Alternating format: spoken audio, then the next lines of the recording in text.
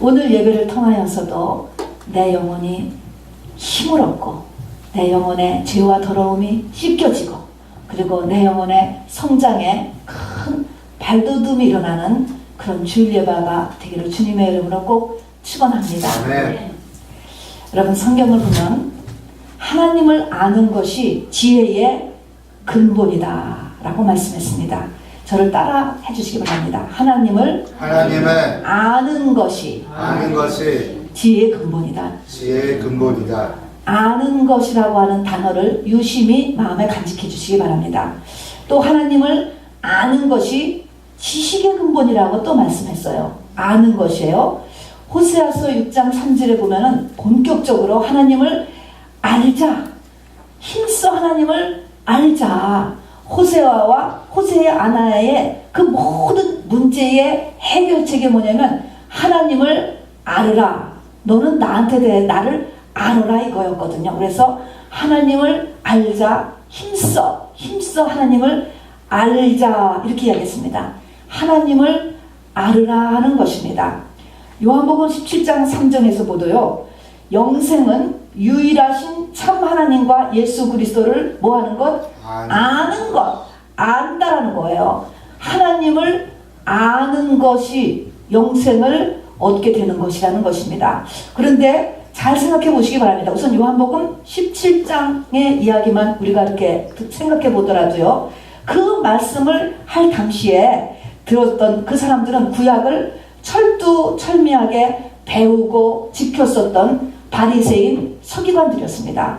구약 성경을 잘 배우고 알고 지켰던 바리새인 서기관들에게 하나님을 알으라라고 얘기를 했다니까요. 그뿐만 아니라 같은 유대인들이면서도 지금 3년 가까이 예수님하고 마주 대하면서 동거동락을 했던 12제자 그리고 따르는 그 사람들에게 하나님을 아는 것이 영생을 얻게 되는 길이다. 하나님을 알고 예수 그리스도를 알으라라고 이야기했다는 것입니다. 여러분 그 사람들이 하나님을 모릅니까? 예수님을 여러분 지금 모릅니까? 그렇다면 과연 우리들은 예수님을 압니까? 하나님을 압니까 여러분? 잘 생각해 보시기를 바랍니다. 그 예수님을 따라다녔던 12제자만 친다면 그 12제자에게 우리가 성경을 다 봤으니까 도대체 무엇이 빠졌을까요? 무엇이 빠졌기 때문에 나를 알아야 된다라고 이렇게 이야기할까요? 하나님을 알아야 지혜의 근본이 되고 지식의 근본이 되고 그리고 영생에 우리가 그 발돋움을 하게 되는데 하나님을 안다, 알으라라고 이렇게 말씀을 했을까 하는 것입니다. 무엇이 빠졌을까요? 저 역시도 하나님을 안다라고 생각했습니다. 하나님을 아는 것이 여러분 무엇이에요? 교회 다니면 하나님을 아는 것일까요? 성경 지식을 쌓으면 하나님을 아는 겁니까? 성령 받았습니다. 방언을 합니다. 여러분 직분을 받았습니다. 하나님을 아는 것일까요? 여러분 그냥 남의 얘기를 듣지 마시고요. 하나님께서 지금 나에게 물으신다는 것을 여러분 생각하시기 바랍니다.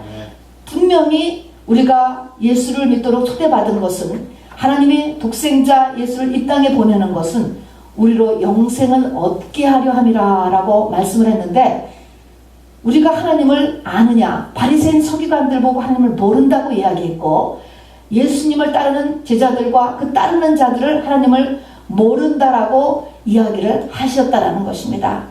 결론적으로 말하면 요한복음 17장이 일어났던 그 당시에 제자들은 아직 겉사람의 죽음을 통과하지 않은 상태, 마가의 다락방을 통과하지 않은 상태, 이거 하나입니다 여러분. 마가의 다락방을 통과하지 않은 상태에서는 아직 하나님과 예수님을 다 우리가 배우고 지식으로 갖고 있고 눈으로 이렇게 그 예수님을 대하고 있으면서도 하나님께서는 모른다라고 얘기했다는 것입니다 여러분. 십자가의 도를 통과하지 않으면 우리는 하나님을 알 수 있는 능력이 인간에게는 없다라고 하는 것입니다 여러분. 놀라운 거예요. 십자가의 도에 들어가지 않으면 내 죄가 무엇인지를 사람들은 모릅니다. 볼 능력이 없어요. 세상에 교육을 아무리 많이 받았다 할지라도 성경을 지식적으로 다 안다 할지라도 참 하나님을 알 수 있는 능력이 없다라고 하는 것이 이게 놀라운 것입니다. 결국 사람이라고 하는 존재는 참 하나님, 자기를 피조하신 창조주를 대해서 아무것도 알지 못하라고 있다라고 하는 사실이에요, 여러분. 이것이 인정돼야 됩니다, 여러분. 내 죄가 무엇인지, 내가 어떤 존재인지 겉사람이 죽어야만 압니다. 여러분, 여기까지 우리가 반드시 가야 됩니다. 자, 그래서 우리의 교회 생활을 상징하는 거가 이스라엘 민족의 40년 광야 생활이 됩니다. 여러분 인정하시죠? 광야 생활 40년을 보면 말입니다. 처음에는 10가지 재앙, 엄청난 능력이에요. 그걸 하고 바로 애굽을 탈출했습니다. 홍해를 갈랐습니다, 여러분. 그런데 홍해를 가르고 이렇게 나왔는데 지금 출애굽한 지 오늘 출애굽기 17장은 그렇게 나온 지 1년 되는 때였어요. 1년 되는 때에 물이 없는 상황에 지금 부닥치게 되었습니다. 그 수많은 이적이 어디로 갔습니까? 구름기둥, 불기둥을 따라서 움직였거든요. 구름기둥, 불기둥이 물 없는 곳으로 인도했다라고 하는 사실을 여러분 잊지 마시기 바랍니다. 여러분, 모세가 인도한 것이 아니고 구름기둥, 불기둥이 하나님의 백성을 물 없는 곳으로 인도하고 풍성한 양식이 없는 곳으로 인도하고 아말렉과 에돔 족속이 있는 곳으로 인도해 간다라고 하는 사실이에요. 우리를 고난의 장으로 구름기둥 불기둥이 인도해 간다라고 하는 사실을 알아두시기를 바랍니다. 성경에 그렇게 있습니다, 여러분. 자, 그러면 여기에서 오늘 보니까 1년 만에 물이 없는 상황에 도달했습니다, 여러분.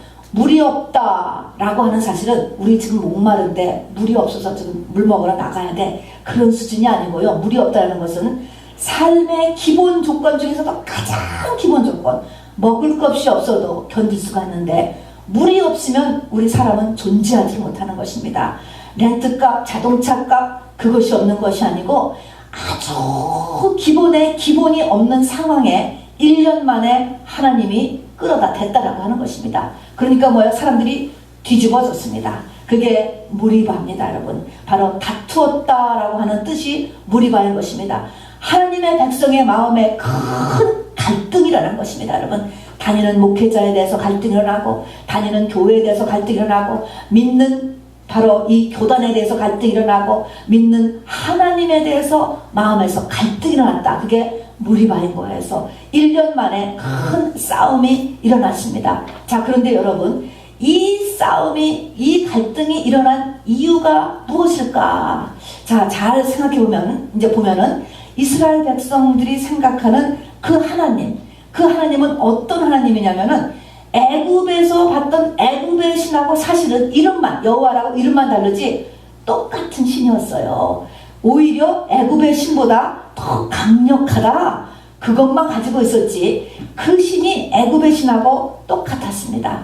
엄밀히 말하면 애굽 이스라엘 사람들의 그 목적은 자기가 노예로 있었던 그 애굽의 상류층 같이 되는 거였어요, 여러분. 그래서 그걸 금송아지 신앙이라고 이야기하는 것입니다. 그들이 생각하는 하나님은 이름만 바꿔, 그러나 애굽 신보다 똑같은데 훨씬 강력한 신, 나를 저 애굽의 상류층 같이 만들어줄 존재, 이것이 그들이 생각하는 하나님이었어요. 젖과 꿀이 흐르는 가나안으로 인도할 것이다 라고 하는, 젖과 꿀이 흐르는 가보지 않은 그 가나안 땅은 애굽의 이상 같은 그 이상의 그런 모양새를 지니고 나는 거기에 주인공이 될 것이다, 이런 생각을 가지고 나왔다는 것입니다. 그러니까 지금 문제가 생긴 거는 그 신을 따라왔는데 내가 가지고 있는 가치관하고 지금 안 맞다는 것입니다. 그 신은 분명히 애굽의 신같이 이 세상의 풍요와 나의 높아지는 것을 바로, 그리고 나를 인정해 주는 것을, 그것을 원해서 있었던 신이었는데 이게 안 맞기 때문에 뒤집어졌던 것이죠. 내 가치관과 안 맞으니까 갈등이 나오고 불평이 나오게 되고 거기서 이제 싸움이 이렇게 일어났던 것입니다. 여러분, 이건 이스라엘 민족이 그런 게 아니고 잘 생각해 보세요. 내 가치관은 어떤가? 내가 생각하는 하나님은 나를 어떻게 해줘야 내가 정말 하나님이야 라고 여러분 할 것 같습니까? 여러분, 성경은 그것을 지금 고쳐주기 위한 것, 우리에게, 이스라엘 민족에게 참 하나님을 알려주고 그 참 하나님은 너에게 무엇을 하여 주려고 하는 것인가, 그것을 구원이라고 이야기하는 것입니다. 여러분, 그것을 가르쳐 주기 위한 것이 바로 광야 40년의 현장인 것입니다. 그리고 거기에 요단강을 건너야 하고, 그리고 가나안 땅의 7 족속과의 싸워서 이겨야지만 바로 우리가 하나님을 아는 눈이 열리게 되고, 그리고 구원이 완성되는 것입니다. 그렇게 택함 받아서 애굽에서 뽑아낸 사람들이 이스라엘 민족이고, 바로 저와 여러분이라고 하는 사실을 잊지 마시기 바랍니다. 그렇다라고 한다면 하나님의 목적은 뭐냐면, 내가 이름만 달랐지 똑같이 가지고 있는 세상의 가치관이 있어요. 이 세상의 가치관, 애굽의 가치관이 똑같은 이 애굽의 가치관을 완전히 없애야 되는데, 이 애굽의 가치관을 없애는 게 어떻게 없애야 되느냐, 이거는 애굽의 가치관뿐 아니고 모든 세상의 가치관이에요. 애굽은 세상을 상징하는 것입니다. 이 땅에 태어날 때 우리가 마귀와 연합해서 태어납니다. 원죄의 성향인 거예요. 인간은 마귀가 짝되어서 태어나요. 세상이 짝되어서 태어나는 것입니다. 여러분, 원죄를 갖고 태어나는 것입니다. 이 상태가 뭐예요? 애굽의 가치관과 성향을 그대로 가지고 있다는 것입니다. 자, 이것을 변화시키려는 것은 변화로 되는 것이 아니고 나라고 하는 겉사람이 죽어야지만 되는 것입니다. 여러분, 이것이 세상에서 나오는 것입니다. 여러분, 그래서 겉사람을 그리스도 안에서 바로 이 겉사람을 죽이는 것, 이것이 애굽의 가치관을 완전히 떼어내는 이러한 상태인 것입니다. 같은 내용인 것입니다. 그러니까 우리가 맨날 자기를 부인한다 라고 하는 것이 마지막에서는 무엇을 목적 삼느냐, 나를 부인한다. 우리가 날마다 자기를 부인하라 이야기하지 않습니까? 자기를 부인한다라고 하는 것은 세상의 가치관과 세상의 방법에서 내가 완전히 하나님의 가치관과 하나님의 방법으로 변해가는 것, 이것이 겉사람이 죽는 것이에요. 그리고 이것이 구원이라고 하는 것입니다. 자, 그러니까 구원이라고 하는 것, 내 신앙의 목표는 이 세상에서 잘 되는 것이 파이널 목표가 아니라는 것을 여러분 아셨죠? 자, 그렇게 시작은 해요. 애굽에서 우리가 나올 때도 젖과 꿀이는 가나안을 간다 라고 이야기했고, 아브라함, 믿음의 상 아브라함을 끌어낼 때도 너에게 후손을 저 별같이 많이 주고, 그리고 가나안 일경을 다 준다. 땅을 주고 후손을 준다. 우리하고 똑같아요. 돈 많이 벌게 해주고 자식 새끼 잘 되게 해주는 것. 이 두 가지가 교회에 나오는 우리들의 첫 번째 목적이었습니다. 여러분, 자, 이것을 바꾸는 것입니다. 이거는 세상의 가치관인 것입니다. 자, 이것은 애굽의 가치관인 거예요. 이것이 때가 되면 변해야 되는데 변하는 것이 아니고, 겉사람이 죽지 않으면 이것은 변할 수가 없는 거예요. 겉사람이 어떻게 죽어요? 나를 죽이는 것이, 나를 완전하게 해부해야 됩니다. 나를 해체시켜야 돼요. 해체시켜 있는 것이 죽이는 것입니다. 광야 40년이 걸렸어요.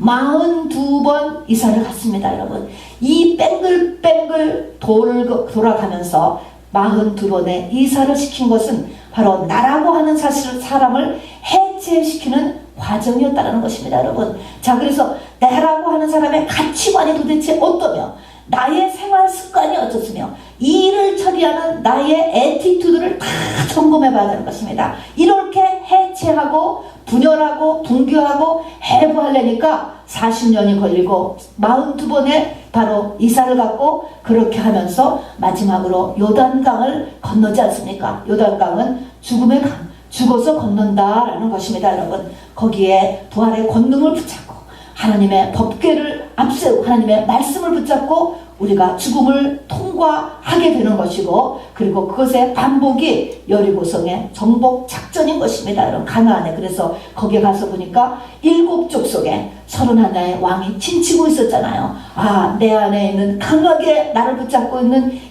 나를 주장하고 있는 7 왕과 31명의 왕과, 그리고 7 족속이 바로 나를 확 붙잡고 있고, 철병거를 가지고 골짜기마다 동굴마다 숨어 있더라는 것입니다. 이거 다 잡아서 목을 밟아서 다 죽여버려야 바로 하나님께서 바로 네가 새 사람이 되게 되는 것입니다. 이 전체를 한마디로 하여서 십자가다. 성경은 이렇게 이야기하는 것입니다. 그래서 십자가의 도를 통과하여서 내 겉사람이 죽어야지만 우리는 하나님이 누군가를 보여지게 되는 거예요. 아무리 그동안에 배웠어도 안 깨달아져요. 이거는 인간의 능력을 넘어가는 일이라고 하는 것입니다. 자, 그래서 우선 하나님은 이렇게 되는 이런 과정이 무엇 때문에 필요하냐? 하나님의 관심은요, 이 땅에서 하나님의 택한 백성들이 남보다 잘 먹고 잘 살고 세상에 높아지는 것이 하나님의 첫 번째 목적이 아니고, 하나님의 관심은 영혼이라고 하는 것입니다. 영혼. 안 보여요, 영혼. 여러분, 아무리 병원에 가서 해보여도 영혼이 안 보입니다. 그리고 세상에서는 영혼을 모릅니다. 그런데 하나님 자체가 영이에요. 영. 하나님이 영이시고, 그리고 사람 속에는 영혼이 있고, 하나님의 나라는 영의 나라인 것입니다. 오감의 나라가 아니고 영의 나라. 우리가 마지막으로 갈 하나님의 나라, 본향이라고 하는 하나님의 나라는 오감의 나라도 아니고 이 세상 나라도 아니고 이 육을 가지고 가는 나라가 아니에요. 모양은 있지만 신령한 몸으로 몸이 바뀌어지는 바로 영의 세계라고 하는 것을 여러분 잊지 마시기 바랍니다. 구원이라고 하는 것은 말입니다. 구원은 물론 돈 없는 사람에게 돈이 오는 것도 구원이고, 아픈 사람에게 병이 나는 것도 구원이고, 그리고 외로운 사람이 고독을 물리치는 것도 구원입니다. 그것도 구원이라고 성경은 이야기했어요. 그러나 하나님이 말씀하시는 참 구원이라고 하는 것은 하나님이 영이시기 때문에 우리의 영이 내 목숨이 붙어있는 육체의 기간 동안에 예수 그리스도의 피와 연합하여서 내 육신이 죽은 다음에 예수님같이 영원한 존재가 되는 것이 구원이에요. 여러분, 어렵지요? 그러나 잘 들으시기를 바랍니다. 이것이 인간의 가장 중요한 것입니다. 이것을 모르면 닭이나 돼지나 소나 더 지나가는 곤충이나 사람은 다름없는 고깃덩어리에 불과합니다. 여러분, 성경에 보면 하나님께서 사람을 죽이셔요. 보면은 하나님께서 죽이셨더라가 얼마나 많아요.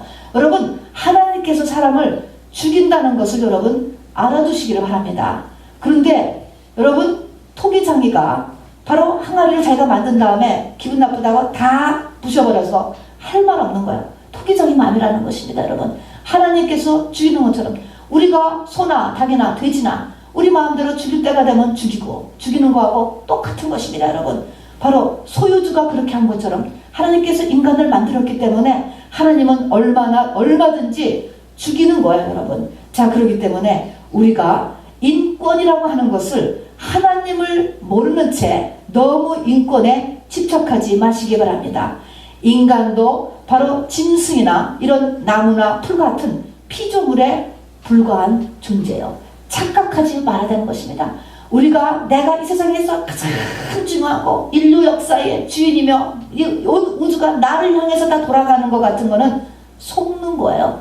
왜냐하면 마귀가 내 안에 들어왔잖아요. 선악과를 먹었어. 그래서 그는 나라는 것으로 나를 딱 붙잡고 네가 가장 중요한 거야 라고 하면서 자기 자신을 높여주는데, 여러분, 우리는 하나님 앞에 저 닭 한 마리하고 똑같다라고 하는 사실을 잊지만 아무것도 아닌 존재예요. 하나님의 관심은 예수에 있어요. 여러분, 내가 예수에 연합했을 때 내가 귀한 하나님의 자녀요 신부가 되는 것이지, 그렇지 않으면 여러분 사실은 이게 인권이 문제가 이렇게 되는 것입니다. 여러분, 그래서 하나님께서는 바로 우리가 피조물이고 하나님은 창조주다라고 하는 이 기본 관계를 여러분 잊지 마시기를 바랍니다. 자, 그런데 더 비극 중에 비극은 뭐냐 하면은, 우리가 차라리 소나 개나 돼지 같으면은 그들은 영혼이 없기 때문에 죽은 다음에 그냥 흙으로 해체돼서 세월이 지나서 흙으로 돌아가면 그만인 거예요. 그런데 문제는 뭡니까? 사람은 그 속에 영이 있기 때문에 육체가 죽은 다음에 영이 죽을 때 영이 육체에서 빠져나오잖아요. 항상 영이 죽고 육신에 죽으면 집이 끝나면 영은 빠져나옵니다. 빠져나오는데 문제요. 우리의 영에 또 다른 영이 붙어 있잖아요. 마귀의 영하고 붙어 있는 것입니다. 이거 원죄인 것입니다. 그런데 이 마귀는 뭐예요? 마귀는 오리지널이 하나님을 대적했기 때문에 마귀를 위한 큰 감옥이 있습니다. 그것이 불타는 지옥인 것입니다. 그런데 이 마귀의 영과 우리의 사람의 인간의 영은 붙어서 태어났기 때문에 육신이 없어지면 이 영은 바로 지옥으로 떨어져서 영벌로서 영생하게 되는 것입니다. 여러분, 엄청난 우주의 비밀입니다. 여러분, 하나님의 관심은 여기서 이 땅에 당신을 심으셔서 예수로 와서 예수를 심으셔서 이 땅에서 예수를 건져낸 다음에는 하늘과 땅 모든 것을 다 철수하십니다. 여러분, 그 숫자만 채우면 다 끝나게 되는 거예요. 인간이 태어나는 것, 성장하는 것, 삶의 모든 바로 히스토리, 다이나믹, 역사, 이 모든 것들은 바로 하나님의 원하시는 예수, 그 사람의 영혼 구원을 위한 숫자만큼을 채우기 위한 무대 장치에 불과하다는 것을 여러분 잊지 마시기를 바랍니다. 나에게 일어나는 모든 것, 나의 가족이라든가 또 뭐 결혼이라든가 직장이라든가 또 어떤 사건이라든가 이것도 다 바로 나를 가난에 들어가기 위해서 하나님께서 움직거리고 있는 하나님의 구름기둥과 불기둥에 의한 배려라고 하는 것도 여러분 잊지 마시기를 바랍니다. 자, 다시 말해서 우리는 선악과를 먹었기 때문에 바로 이 태어난 우리들은 내가 중심이 되고 세상이 좋아요. 세상과 짝해 있습니다. 그리고 특징은 참 하나님을 알 수가 없다라는 것입니다. 바로 내가 모든 우주의 중심처럼 느껴지고 세상이 나에게 가장 탐스럽게 다가오는 것이 우리의 본능이에요. 근데 여러분이 한번 생각해 보시기 바랍니다. 우리 한 사람 죽어도요, 세상 눈 하나 깜짝 안 하는 거 아세요? 한 달만 지나면요, 그대로 다 돌아가고 다 잊어버려요. 여러분, 내가 세상을 그렇게 추구하고 그렇게 사랑하고 그렇게 살려고 했는데 여러분, 그 세상은 내가 죽으면 끄떡도 안 한다니까. 끄떡도 안 해요. 여러분 속았다라는 것을 아시기 바랍니다. 그렇게 세상의 마음을 뺏기면서 자기의 이 시간, 이 육신의 시간을 다 그 세상에다가 쏟으면 무엇이 자기에게 돌아올 줄 알고 그렇게 했는데 딱 죽는 순간에 헛되고 헛되니 모든 것이 헛되도다 라는 것을 죽으면서 깨닫고, 그리고 죽고 나면 세상을 한 달내로 그냥 다 오리지널로 다 돌아가서 그 사람이 없어도 조금도 상관없이 여러분 다 돌아가고 있다는 것을 여러분 잊지 마시기 바랍니다. 자, 그러면 이 구원의 과정, 내 영혼을 예수 그리스도와 연합시키려는 게 구원이에요. 그러면 내 영혼을 예수 그리스도와 연합시키려면 내가 붙어있는 마귀를 떼내는 일이 우선인 것입니다. 마귀를 떼어내는 일이 자기를 부인하고 첫사랑을 죽이는 일인 것입니다. 내가 죽으면 주님의 하늘의 장막으로부터 주님의 영이 나와 연합해서 내가 주님과 한 영이 되는 것입니다. 여러분, 자, 시작이 어떻게 되느냐? 바로 홍해를 가르고 애굽을 탈출하는 데서부터 이스라엘 민족의 구원이 시작됐습니다. 이 구약이 우리의 구원의 모형이지요. 애굽에서 탈출했다. 홍해가 갈라봤습니다. 완전히 애굽으로 못 들어가게 갈라놨다. 그 말은 구원의 시작은 뭐냐? 우리를 세상에서 빼내는 일에서부터 시작합니다. 뭔지 모르지만 우리가 세상에 지금까지 살아왔던 방식, 또 많은 사람들이 가는 길에서 이상하게 우리가 빠져나가요. 여러분, 이민 오는 것도 마찬가지입니다. 하나님께서 우리를 빼내시는 것입니다. 이렇게 지금까지 살던 양식과 많은 사람들이 하는 곳에서 우리를 갖다가 빼내는 일이 시작해요. 그 다음에 광야 40년 42번을 이사 가시면서 하는 일을 보니까 뭐예요? 결국은 우리를 해부하는 일인 거예요. 한 가지 일이 터질 때마다 내 본성이 다 드러나. 바로 이 사람들이 1년 만에 물이 없으니까 모세고 하나님이고 다 뒤집어졌어. 모세가 어디 있고 하나님이 어디 있어요? 물 내놔라 하는 거야. 물 내놔라. 애굽의 가치관을 가졌으니까 당연하죠. 죽게 생겼는데 내 자식 죽으면 어떡해. 내 재산에 벤칭이 가면 어떡해. 우리 가축까지 다 지금 굶어 죽게 생겼다 라고 하면서 모세 지금까지 10가지 재앙을 시켰던 모세를 봤거든요. 모세가 지팡이를 들으니까 홍해가 갈라진 것을 봤거든요. 상관없어요. 상관없어. 내가 중요하잖아요. 내가 중요해. 나와 내 가정이 가장 중요하지. 그러니까 뒤집어 엎는 이 모습을 지금 이렇게 보여주는 것입니다. 그래서 40년의 광야는 나를 해치시고 나를 해고하는 거예요. 나라고 하는 사람이 행동하는 꼬라지를 내가 봐야 돼요. 내가 어떻게 행동하고 사는가라는 것을 자기 자신을 유심히 돌아보야만 하는 것이 광야 40년인 것입니다. 그리고 이스라엘 민족들이 했던 그런 모양새가 결국은 사람은 똑같아요, 여러분. 그게 내 모습이다라는 것을 여러분은 감지하시기 바랍니다. 그리고 이것을 미리 알아서 내가 그런 부분을 갖다 하나님 앞에 고백하고 회개하고 도와달라고 하면은 나는 그러한 연단의 과정 없이 여러분 통과할 수가 여러분 있게 됩니다, 여러분. 자, 그래서 우리가 이 광야의 40년 동안에 우리를 이렇게 해체하잖아요. 이렇게 해체한 다음에는 요단강을 건넌다 그러잖아요. 그 요단강은 우리가 요단강 건너가 만나리 하는 것처럼 죽음을 상징하는 것입니다. 자, 그러니까 해체된 나를 보면서 그 가운데서 내 모습을 다 교정을 해야 돼. 하나님 다 드러내야 돼. 하나님, 내가 보니까 나는 이렇게 이런 사람이네요. 보니까 이런 사람이에요. 라고 자기 자신을 내놓는 그 일이 그리고 그 일이 바로 자기가 죽어가는 과정인 것입니다. 그래서 하나님께서 이 요단강을 한마디로 죽음이다 이야기한 것은 사실은 40년이 사실은 다 죽어가는 과정이에요. 우리의 삶을 보면은 첫 번째 가장 많은 것이 돈의 어려움이에요. 반복적으로 일어나는 재정의 어려움, 질병, 그리고 직장에 힘든 거, 또 사역의 어려움, 또 우울증, 정신병, 또 여러 가지 이런 인간관계 어려움을 통하여서 하나님이 거기에 반응하는 내 자신의 모습을 보게 하는 것이죠. 그리고 나서는 마지막으로 죽는 요단강을 건너가게 하는 것입니다. 자, 요단강을 건너갔을 때 그때 죽음이다 라고 이렇게 하는 것은 사망 권세. 여러분 생각해 보세요. 죽어야 된다는 것은 사망 권세를 하나님께서 그 사람에게 역사시킨다는 거예요. 처음에는 조금의 문제가 일어나요. 그런데 점점 지날수록 죽을 것 같은 어려움에 집어넣어요. 여러분, 죽을 것 같은 거예요.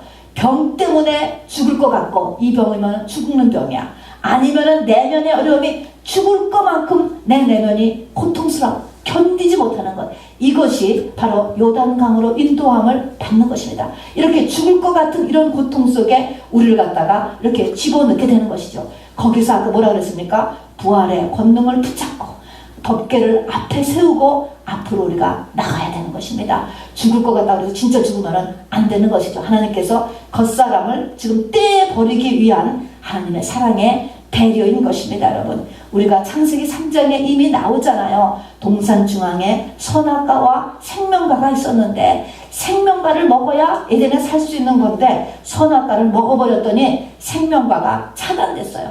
다시 생명과를 먹어야지만 우리가 에덴에서 살 수가 있는데 생명과는 화영검으로 지키겠다는 것입니다. 못 들어간다는 거예요. 그 생명과가 먹으려면 화영검을 통과해야 돼. 불속을 통과해야 되는, 불속을 죽어야 된다는 거, 불속을 통과하려니까. 그래서 정말 그 뜨거운, 정말 연기나는 풀모 같은 그런 고난을 통과했을 때 바로 우리가 생명과로 들어가서 우리의 삶이 에덴으로의 회복이 다시 일어난다는 것을 이야기합니다. 자, 그래서 이렇게 하나님에게 택함을 받아서 광야를 거쳐서 죽음의 권세가 역사하는 요단강까지 거쳐서 마지막으로 나 자신 속에 있는 31명과 7족속과 숨어있는 모든 가나안의 족속까지 다 찾아서 죽이는 일까지 하게 되는 이러한 길을 가는 이러한 사람들은 한마디로 말해서 마태복음은 좁은 길이다 그랬습니다.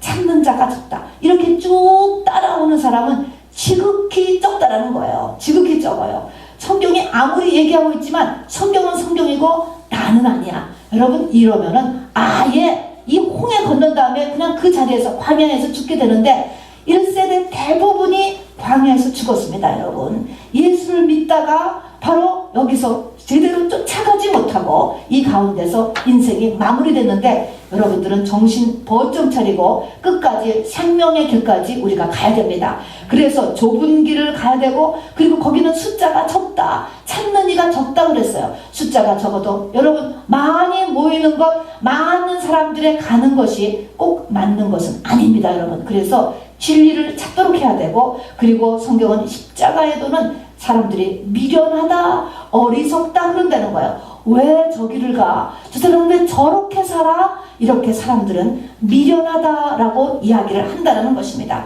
그리고 거기는 고난의 길이에요. 그리고 잠언서에는 범사의 하나님을 인정하라 그랬습니다. 나에게 일어나는 모든 환경을 하나님 앞에 인정하고 그 환경을 그대로 쫓아가는 거예요. 불평하고 불만하고 엎어치기를 하지 말고 어린 양이 인도하는 대로 그대로 쫓아가야 새 예루살렘 성에 들어간다는 것입니다. 그러니까 이 고난의 환경을 끝까지 인내로서 쫓아가면서 바로 그 가운데서 성경에 맞춰 나를 돌아보는 거예요. 나의 내면을 돌아봐야 된다라고 하는 것입니다. 여러분, 무엇이 바깥이 잘못된 게 아니라니까요. 모세가 잘못된 것도 아니고 구름기둥과 불기둥이 잘못된 것도 아니라고 하는 사실인 것입니다. 그래서 마지막에 가서 가나안을 들어가야 돼요. 가나안은 안식이라고 그랬습니다.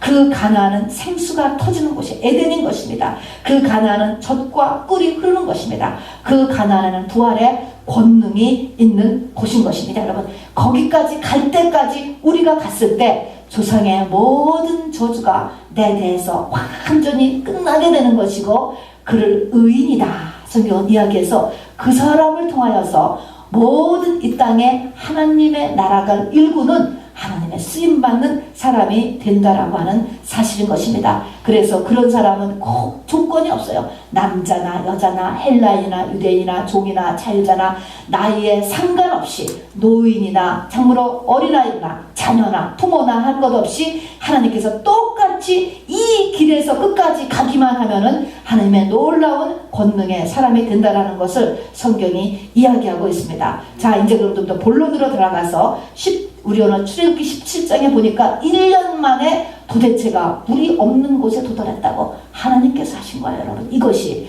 물이 없는 기본권이 안 되는 곳에 하나님이 갖다가 세웠습니다.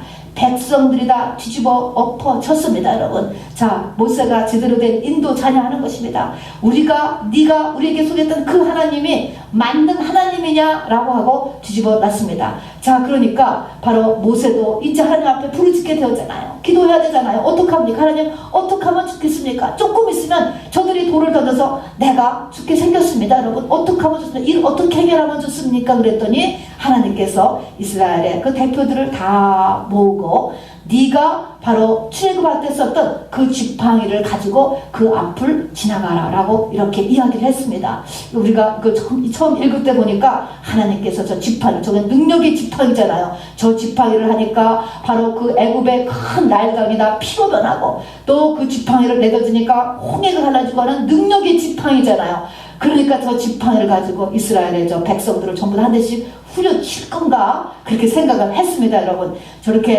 이런 사람들 전부 다 한 대씩 때리려고 하는가? 그렇게 생각을 했는데, 어떻게 했습니까, 여러분? 하나님께서 그 옆에 큰 반석이 있는데, 돌이 있는데, 돌을 치라라고 이야기했습니다.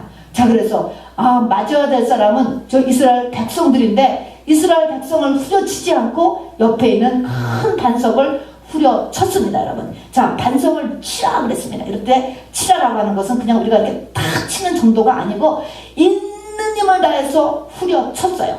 반석이 뽀개졌다는 것입니다. 그러니까 반석이 뽀개질 만큼 이렇게 세게 그 지팡이로 치니까 반석이 뽀개지면서 거기서 정말 가축까지 먹을 만한 풍성한 물이 솟아 나왔습니다. 자, 그런데 고린도전서 10장 4절에 보니까 그 모세가 쳤던 그 반석이 누구라고 얘기했습니까?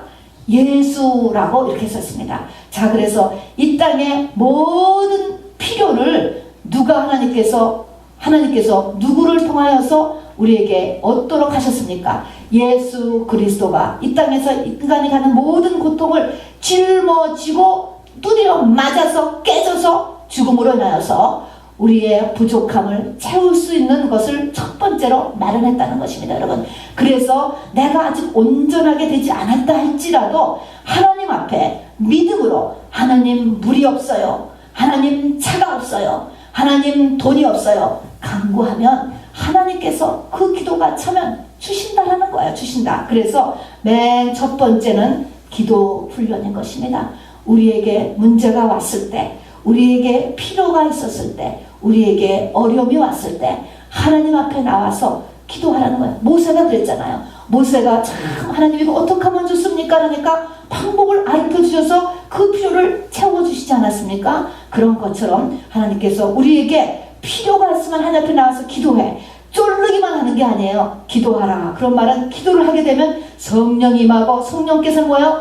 나를 비춰주는 거예요. 예, 너의 뭐를 좀 고쳐야 되겠어. 너 그 애굽하고 철썩 붙었던 네 가치관, 네 습관 이런 것 좀 너 고쳐야 되겠어. 이거 보여주기 위해서 하는 거거든요. 그리고 하나님께서 바로 물을 주셨다는 것입니다. 그래서 첫 번째 이 무리바라고 하는 곳을 40년 동안에 2번을 가가 돼요. 1년 만에 한 번 가서 오늘 이 일이 있는 거야. 출애굽기 17장. 그런 다음에 40년, 광야 40년 동안 똑같은 장소를 또 한 번 가는 거야. 무리바. 똑같이 무리바입니다, 여러분.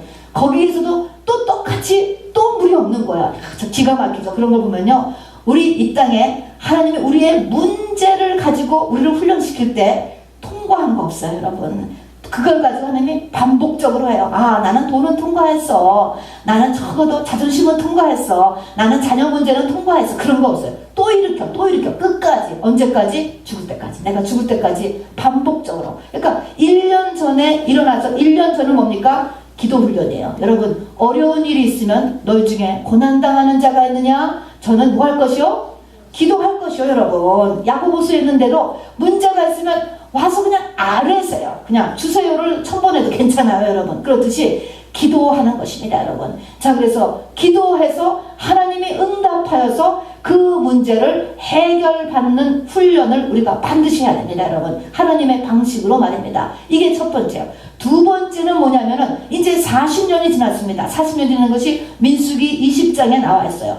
똑같이 물이 없어지니까 백성들이 또 여전히 뒤엎어졌어요. 자, 40년 정말 더 화난 거예요. 백성들이 더 화가 났다니까 더 분노가 차가지고 지금 이렇게 덤벼드니까 모세도 이번에는 또 너무 화가 나고 너무 또 지쳤고 모세 자체가 지쳤습니다. 사람이 지치면요 이 감정이 폭발하게 돼서 자기를 셀프 컨트롤하는 것이 그래가지고 바로 하나님 앞에 또 이 일에 대해서 고백하니까 하나님께서 뭐라고 말씀하셨죠? 반석에게 명하여 물을 내라 이렇게 말을 하고 그랬어요. 반석에게 명하여 물을 내라. 39년 전에 어떻게 해요? 반석을 지팡이로 쳐라 그랬다 그랬잖아. 그런데 모세가 반석에게 명하여 물을 내라 그러는데 모세가 사람은요 자기가 했던 곳에 익숙하잖아요. 이럴 때는 이렇게 했었어 라고 하는 것이 누구나 하는 것이 몸에 익숙한 거예요, 여러분. 그래서 성경은 꼭 옛날 방식대로 일을 해결하지 않더라고요. 보면요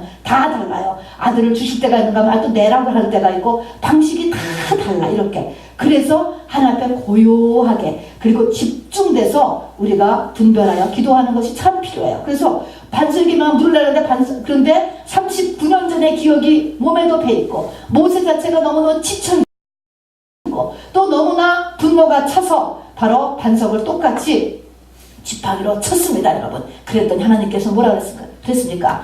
네 혈기 내는 것이 하나님의 거룩함을 나타내지 못했다. 이런 면에서는 우리 하나님의 크리스찬 리더들은 절대로 감정 표현을 함부로 하면 안 됩니다, 여러분. 그렇다고 해서 위선을 쓰라는 것이 아니고 하나님 앞에서 이렇게 분노하고 자기의 이 하나님의 사람으로서의 덕스럽지 못한 이런 것들을 하나님이 굉장히 싫어하신다는 것을 여러분 잊지 마시기를 바랍니다. 그래서 항상 하나님의 사람은 내가 하나님의 사람으로서의 모습을 보이도록 해야 돼요. 기도하지 않으면 할 수 없어요, 여러분. 모세도 똑같은 것입니다. 자, 어쨌든 그래서 그것으로 인하여서 모세 물은 줬어. 그러나 모세 너는 가나안 땅에 못 들어간다 그랬습니다, 여러분. 못 들어간대요. 젖과 끓는 가나안 땅을 향하여서 지금 40년을 이렇게 끌려왔고 모세 자체가 모세 나이가 120세였어요. 그런데 모세가 그래서 이 무리바에서 죽게 됩니다. 그리고 2달 후에 이스라엘 백성들은 새로운 지도자 여호수아와 함께 가나안에 들어가게 되는 것입니다, 여러분. 자, 그런데 여기서 하나님께서 왜 모세가 그냥 바로 혈기를 냈다라고 해서 모세를 꼭 죽였느냐? 그거 이상의 또한 중대한 의미가 무리바에 있게 되는 것입니다. 두 번째 무리바의 하나님은 이번에는 누가 죽었습니까? 아까는 예수 다 치는 것이 예수 그리스도가 죽은 거라고 그랬잖아요. 이번에는 누가 죽었어요? 모세가 죽었어요, 여러분. 모세가 죽은 거예요. 자, 두 번째는 우리가 이제 가나안에 가까이 오는 사람들은 누가 죽어야 돼? 네가 죽어야 된다는, 네가 죽어야 돼요. 그러니까 첫 번째는 주님이 죽으셨어요. 그러나 바로 이것이 자꾸 우리의 필요를 하나님께서 묻는 데는 자꾸 묻고 자꾸 고난이 계속 올 때, 이런 때는 무엇을 반드시 생각해야 돼? 하나님이 가나안이 가까운 거예요. 가나안 땅에 2달이면 가나안에 들어간다니까. 가나안이 가까웠어요. 하나님이 보시는 그 사람이 모양새가 거의 다 돼가는 거예요, 여러분. 돼가기 때문에 마지막으로 이제 네가 뽀개지는 일을 해야 된다라는 것입니다, 여러분. 예수님께서는요, 우리에게 분명히 말씀하셨어요. 너희는 나를 따르라 그랬습니다.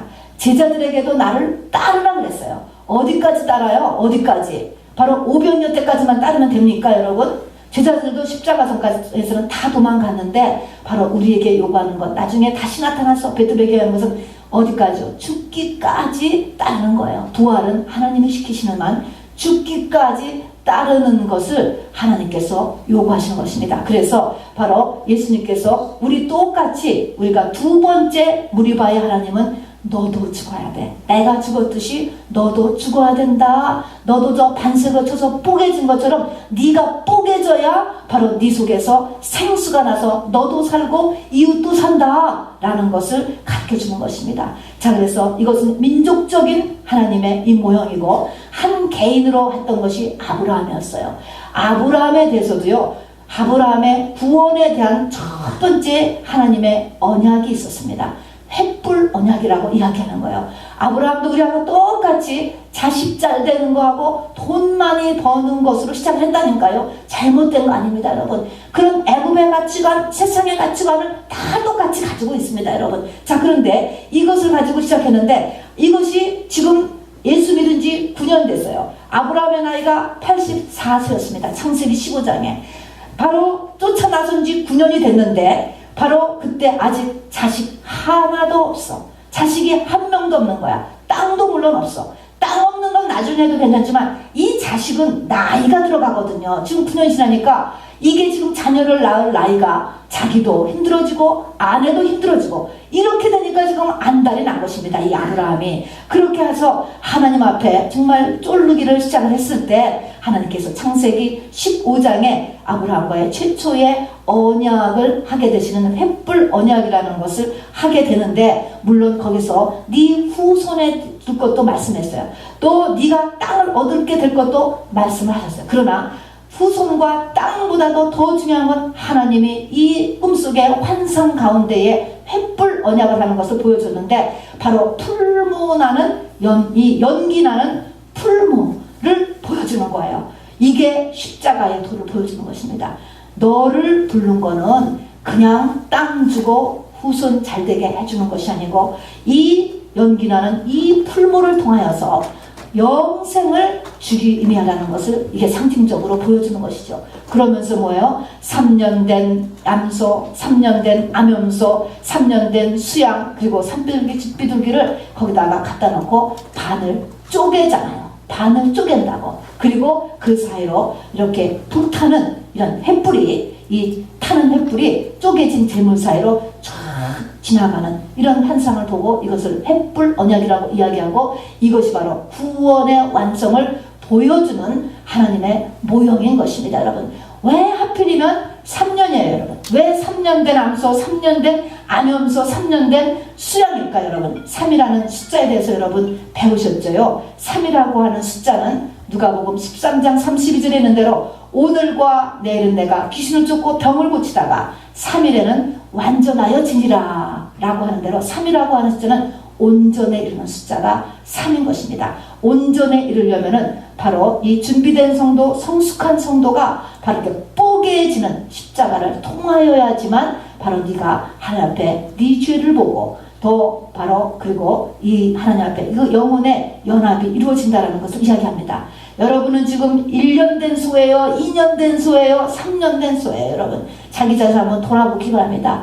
여러분에게 하나님께서 십자가의 도를 요구하실 때는 아 내가 지금 3년 됐구나 이게 다 됐기 때문에 하나님께서 지금 요구하신다는 것을 잊지 마시기 바랍니다. 예수 감 믿던 사람은요 뽀개지 않아요. 여러분 감 믿을 때는 아브라함이 돈 없어서 애굽으로 내려가니까 돈도 주고 아내도 다 찾아서 이렇게 주시는 분이 하나님 기도 안 해도 그냥 교회 발만 붙여놔도 막 소원이 척척척 이루어지기를 시작을 한다니까요. 여러분 그러나 3년이 되면은 뽀개요. 뽀개 하나님께서 이렇게 이런 일은 왜 그래요? 바로 바로 앞에 가나안이 기다리고 있다라고 하는 것을 여러분 잊지 마시기 바랍니다. 자 그런데 뽀개져요. 이 뽀개지는 사이를 뽀개진다는 거 아까 이 반석을 지팡이로 치잖아요. 지팡이는 말씀을 상징했습니다.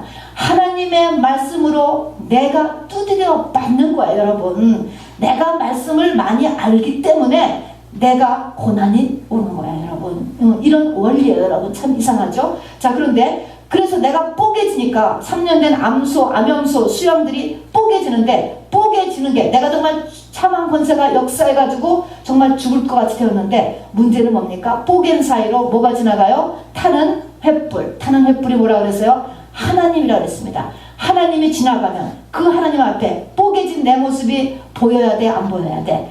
보여야 되는 것입니다. 여러분 그래서 이 아까 광야 40년이 나를 해치하는 거라죠. 나를 다 정말 이 부검하듯이 그냥 쫙 다 흩어가지고 바로 나라고 하는 사람을 완전히 싹 다시 스크린을 해가지고서 잘못된 것은 바로 이 요단강의 이 죽음의 강에다 사장해야 되는 것처럼 잘못된 것을 다 뽑아내는 일, 다 뽑아내면요 다 뽑아져요. 그러니까 나라고 하는 사람이 없어질 만큼 그러니까 토탈리 내가 다 잘못된 거야. 사실은 엄청히 말하면 우리 모두가 다 잘못되어 있다니까 하나님 앞에서 그러니까 죽었다라고 하는 거예요. 나 겉에만 이렇게 살아있지 아 내 꼬라지가 사실은 다 잘못되어 있구나. 바로 특별한 몇 사람만 그런 게 아니고 우리 다가 그런 거예요. 사실은 자 그래서 대속죄에도 아사셀 염소를 광야로 바로 우리의 죄를 져서 보내서 광야에서 죽이잖아요. 그러면 내 죄가 다 사해졌다라고 박수를 친다고 대속죄에. 그런데 뭐야 하나님은 다음에는 네가 저 아사셀 양이 돼야 돼. 그걸 요구해요. 문둥병자의 정결 예식에서 보면은 새 2마리라는데 한 마리는 죽여요. 죽인 다음에 이 죽인 새의 피를 또 한 마리한테 묻히면 이 패는 나자유 얻었냐고 날아가. 처음에는 좋았어. 그런데 하나님 뭐예요? 너가 요 죽은 새가 또 돼야 된다 라고 이렇게 하나님께서는 말씀하는 것입니다. 여러분 이래서 무리바를 2번을 하나님께서 가게 하시는 것입니다. 이 가장 근본적인 고난을 하나님께서 우리에게 허락하면서 바로 이렇게 가장 어떤 고난이 가장 심할까? 작은 고난에서도 빨리 깨달으면 더 좋죠. 근데 무리 없는 고난, 목숨이 왔다 갔다 하는 이런 사망 권세가 우리에게 역사한다는 것이죠. 여러분 무리바라고 하는 이름은 싸움이다 라고 이렇게 다툼이다 이렇게 원어 해석이 이렇게 성경에 보면 되어 있습니다. 마음에 갈등이 일어난다는 거예요. 자 그리고 이것 때문에 부부가 싸우고 이웃 간에 싸우고 형제 간에 싸우고 교회에서 싸운다는 거예요. 뭐예요? 근데 이렇게 싸우는 이유는 뭡니까? 이런 것들을 뭐예요? 이렇게 싸우는 거. 예수님 이런데 나보다 믿음이 더 적은 사람, 나보다 더 열심히 교회 생활 안 하는 사람은 더 잘되고 아예 세상 사람은 더 잘되고 또 자녀도 잘되고 화목하고 수입도 더 많고 만사에 형통하는데 왜 나는 이런가? 이게 무리바인 것입니다. 그런데 이 무리바가 왔을 때 여러분 이제 말씀이 마칩니다. 이런 무리바가 왔을 때 맨 첫 번째 출애굽기 17장에 무리바는 어떻게 하라고요? 기도하라고. 하나님 앞에 나와서 기도하면 하나님이 넘어가게 해주세요. 물을 주신다니까 그는 예수님의 죽으심 때문에 되는 것입니다. 여러분 그래서 첫 번째는 기도 훈련을 시키는 것이고 두 번째 무리바에서는 바로 나를 죽이는 그거는 40년 오랜 시간이 걸린 다음에 일어나지만 바로 내가 죽어야 된다는 이런 무리바인 것을 성경이 이야기를 합니다. 여러분 하나님의 관심은 이 땅에서의 우리의 성취가 아니에요, 여러분. 이거를 저는 확실히 알게 되었습니다. 여러분이 노벨상을 받고 여러분이 대통령이 되고 다 중요한 일이에요. 또 엄청나게 재산을 남겨놓고 인류의 업적을 하고 또 교회도 많이 유명하게 큰 유명인사가 되는 것이 문제가 아니고, 하나님의 관심은 당신의 영혼이에요, 여러분. 여러분의 아내나 남편이나 자식도 아니에요. 천국에 가면요, 결혼 없어요. 자식도 없어요, 여러분. 결혼이나 자식이나 다 내 영혼을 위한 하나님의 배려예요, 여러분. 이걸 통해서 내 영혼이 하나님 앞에 연합하는 데까지 가기 위해서 필요한 것이지, 그런 것들이 별거 아니에요. 별거. 나를 목사로 부르신 것도 내 영혼 구원을 위해서 부르신 거예요. 전부 다. 여러분도 마찬가지인 것입니다, 여러분. 자, 그래서 성경은 창세기부터 요한계시록까지 계속 일괄적으로 얘기하는 게 예수 그리스도, 이 한 분인 것입니다. 네 영혼 그리고 예수 그리스도, 이 두 가지가 구원인 것입니다, 여러분. 내 영혼이 예수 그리스도를 찾아서 그 예수 그리스도와 연합하는 것, 그것이 너를 향한 하나님의 진정한 목적이요, 내가 이 땅에 태어난 보람이 되는 것입니다. 아브라함이 죽을 때 보면 말입니다. 그 약속했던 자녀 다 얻지 못했습니다. 세상 사람보다도 조금 얻었어요. 가나안 일경 여러분 얻지 못했습니다. 그럼에도 아브라함은요, 바로 만족하게 죽었는데 자기의 본향을 발견했다는 것입니다. 그 본향을 발견함으로 인해서 이 땅의 모든 것이 조금도 불만족하지 않았어요. 그가 바로 만족하면서 죽었다 그랬습니다. 바로 성장한 어른이 되면은 그 어른이 자기가 4살 때 놀던 장난감, 그거 뭐 있어도 그만 없어도 그만, 이렇게 되듯이 이 아브라함이 하나님께서 자기에게 이 땅에게 주신, 자기 당대에 그 당대에 주신 그 별같이 많은 자식 가나안 일경 조금도 문제 삼지 않고 바로 여호와를 인해서 기뻐하면서 이 땅을 떠났다라고 하는 사실인 것입니다. 어쨌든 우리가 구원의 완성이 이루어지려면, 하나님의 나라에 들어가려면 연기 나는 풀무를 통과해야 돼요. 쪼개지는 일이 있어야 돼요. 지팡이로 뽀개지는 일이 있어야 된다는 것입니다. 이것을 사도행전은 너희가 하나님의 나라에 들어가려면 많은 환난을 겪어야 될 것이다, 이렇게 말씀해 놓으셨습니다. 여러분 어떠십니까? 하나님의 관심은 우리의 영혼이라고 하는 것을 잊지 마시기 바랍니다. 2014년도 여러분 한 달밖에 남겨놓지 않았습니다. 모세는 이 두 번째의 무리바 사건 후에 이제 그냥 죽게 되는데, 여기서 죽게 되는데, 그러면서 그때 나이가 120세였습니다.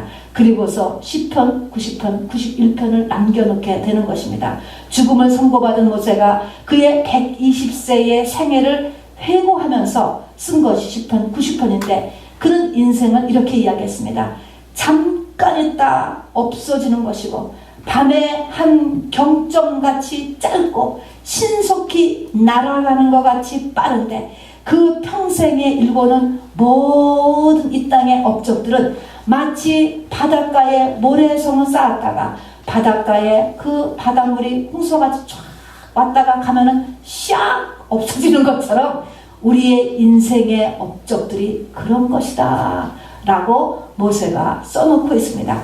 그리고 거기서 하나님이 너희에게 원하는 것은 너의 영혼이다 라고 이야기하면서 바로 영혼에 대해서 우리의 관심을 돌리기를 원했습니다. 바로 이 시점에서도 하나님은 나를 어떻게 보실까? 나는, 내 영혼은 어떠한 단계에 있을까? 여러분 이것을 보고 마지막 한 달을 준비하는 여러분이 되시길 바랍니다.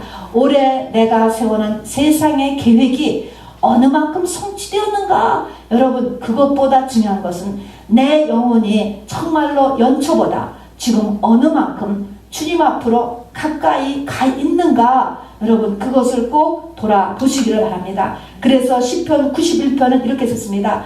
내가 나를 안즉, 알아야 된다는 것입니다. 내가 나를 안즉 내가 너를 높이고 내가 나를 사랑한즉 내가 너를 건지니라, 이렇게 했습니다. 여러분 이 안다라고 하는 것이 지식이 아닙니다. 아까 같이 십자가의 도를 통과해야만 하나님을 알아요, 여러분. 알게 되다 보니까 만일에 네가 나를 알면 그것이 네가 나를 사랑하는 거래.